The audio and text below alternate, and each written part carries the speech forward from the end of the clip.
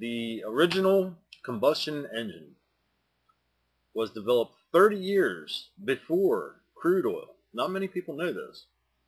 The original combustion engine was not designed to run on gasoline.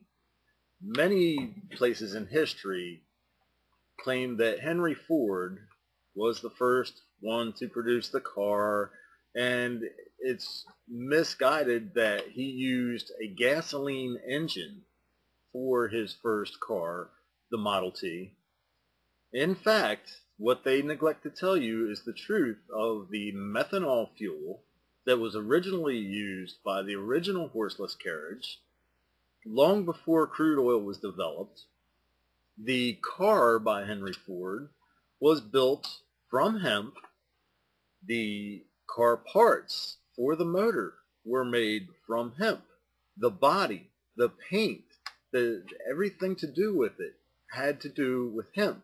Even Harvey Firestone, who developed the tires for Henry Ford, even then used not just the rubber tree plant as a fiber, but he also used the cordage in hemp to develop the actual tire that actually went on Henry Ford's cars as well.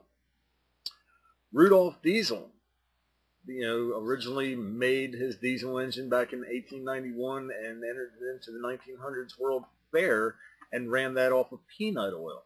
Later, George Schlichten invented the quarter catting machine, which enabled diesel engines to run off of hemp seed oil. These are clean products, clean fuels, green fuels, and we have been denied the right to use these clean fuels and been forced as a people of the world to depend on fossil fuels, which are totally polluting. They knew they were polluting. They knew what they were getting into when they were introducing these chemicals into our world, into our society, into our water, into our air, and they've gotten away with it by directly playing on people's fears of anything that they chose to mold at the time.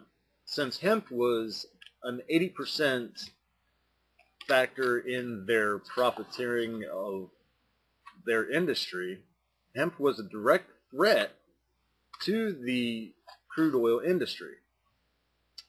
So hemp had to go.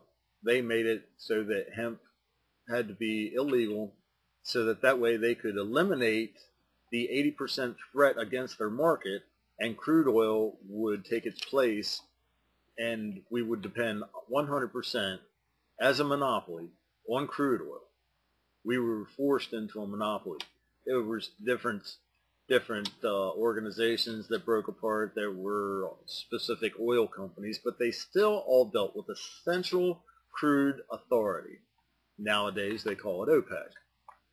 Back then they didn't have the development name for it yet. Okay, I want to take a minute now and kind of switch topics up here on you a little bit as far as how our government is actually controlling our moves and how big power industries actually control our lives instead of the government allowing us to live free. It is not the government that is running our lives, it is industry that is running our lives, and one of those industries is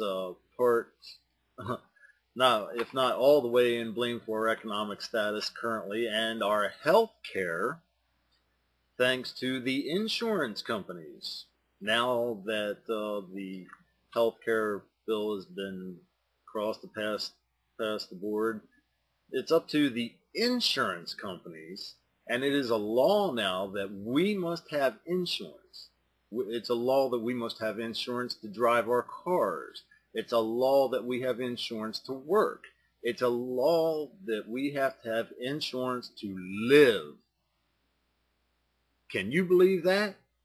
We have to have insurance to have the right to be alive?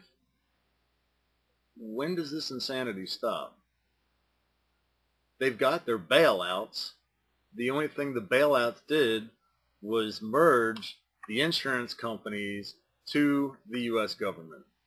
So therefore, the U.S. government claims to own the insurance companies, but however, the insurance companies set the policy for their policies and their coverage. So therefore, the government may own a percentage of the insurance company, but the insurance company runs the government.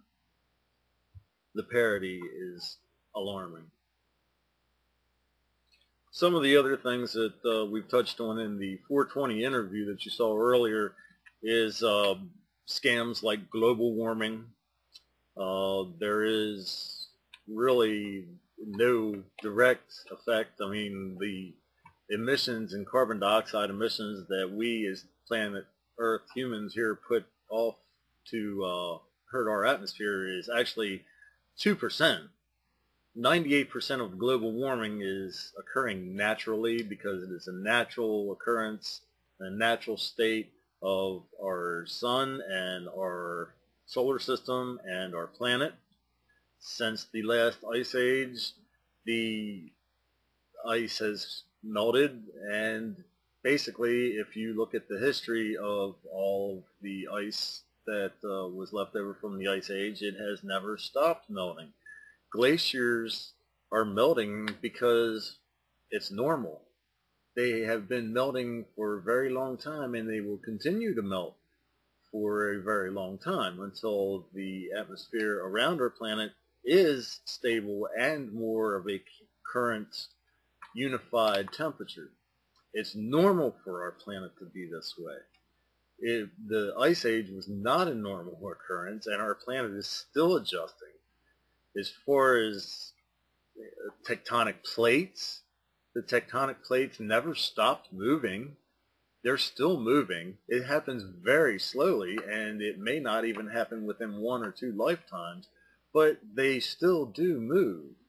They are pieces of a puzzle, and they are subject to move to gravitational forces.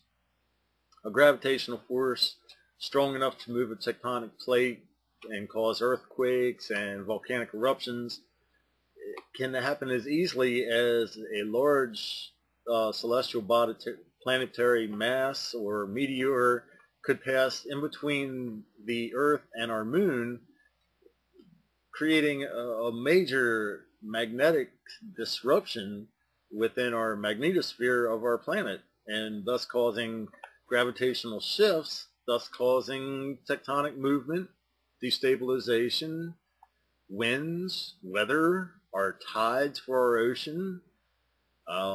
Personally, I have made a prediction of April 5th, 2013. A lot of them think that it's going to be 12/21, 2012. Well, I agree. Something probably pretty fantastic probably will happen on that date, but I don't think we'll be seeing the destruction of the planet on that day. I believe it'll happen probably a few months later.